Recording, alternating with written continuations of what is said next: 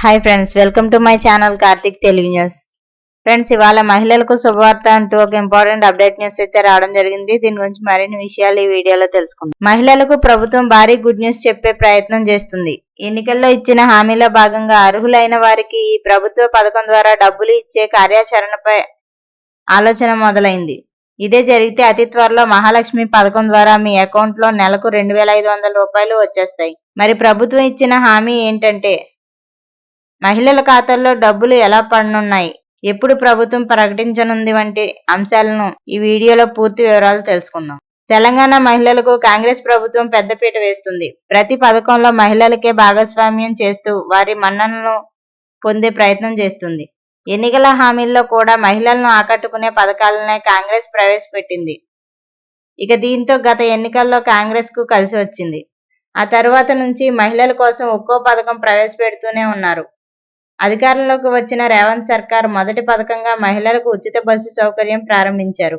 మహిళల పేరుపై బస్సులు ఇప్పించడాలు, మహిళా సంఘాల అభివృద్ధికి కృషి చేయడం, క్యాంటీన్లు ఏర్పాటు చేయడం, ఇటీవల మహిళా సంఘాల గ్రూపులకు లోన్స్ ఇచ్చే ఆలోచనలో కూడా ఉంది. ఆ మహిళలు మరణిస్తే ఆర్థిక భరోసా కల్పించేలా ప్లాన్ చేసింది కాంగ్రెస్ ప్రభుత్వం. అయితే కొత్తగా మరో పథకం తీసుకువచ్చే ఆలోచన కూడా చేస్తోంది. ఎన్నికల్లో ఇచ్చిన హామీల్లో ఒకటి మహాలక్ష్మి పథకం. ఈ పథకం ద్వారా మహిళలకు 2,500 రూపాయలు ఇవ్వాలని మేనిఫెస్టోలో లక్ష్యంగా పెట్టుకున్నారు. ఈ పథకం గురించి ఎన్నికల సమయంలో బాగా వైరల్ అయింది. 18 ఏళ్లు దాటిన మహిళలకు నెలకు 2,500 రూపాయలు ఇస్తామని కాంగ్రెస్ జోరుగా ప్రచారం చేసుకుంది.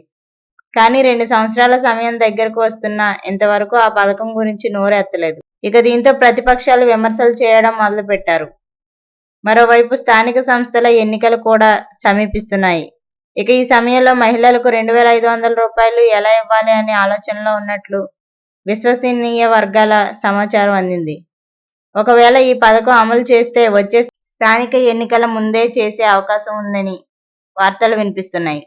ఎందుకంటే ఈ పథకం ప్రయోజనం ఎక్కువగా గ్రామాల్లోని మహిళలకే వెళ్తుంది.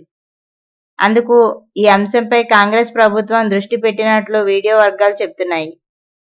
కానీ ఈ పథకం ఎలా అమలు చేస్తారు అనేది, ఏ ప్రాతిపదికన ముందుకు తీసుకువెళ్తారు అనేది మాత్రం సరైన ప్రకటన ఇంకా వెలువడలేదు. సో ఫ్రెండ్స్, ఇది అప్డేట్ న్యూస్. మరిన్ని అప్డేట్స్ కోసం మా ఛానల్ సబ్స్క్రైబ్ చేసుకోండి ఫ్రెండ్స్. అలాగే పక్కన ఉన్న బెల్ ఐకాన్ క్లిక్ చేసి వీలైతే ఛానల్కి లైక్ చేయండి friends. Thank you friends. Thanks for watching this video.